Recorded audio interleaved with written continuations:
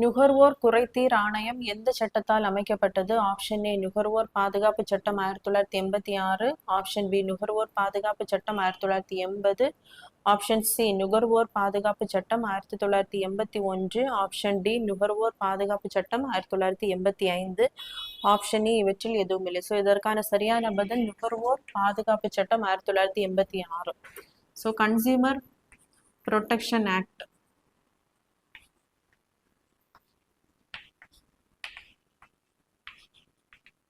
1986.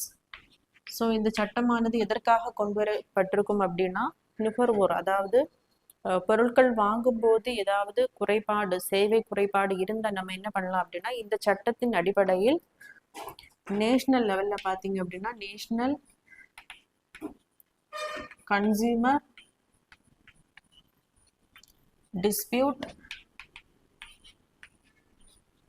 Dispute redressal commissions வந்து இருப்பாங்க.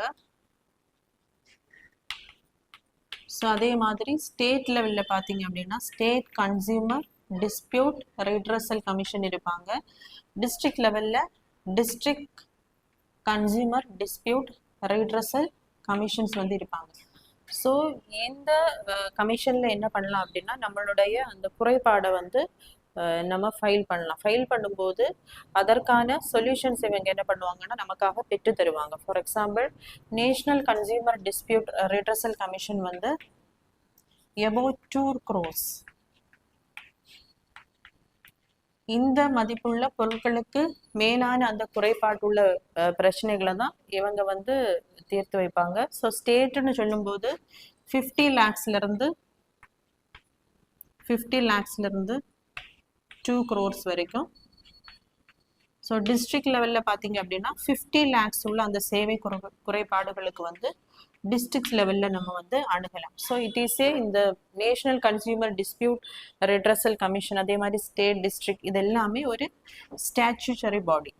Statutory பாடின்னு சொல்லும்போது சட்டத்தால் கொண்டு வரப்பட்ட அமைப்புகளை தான் நம்ம என்ன சொல்லுவோம் அப்படின்னா ஸ்டாச்சுட்டரி பாடி அப்படின்னு சொல்லுவோம்.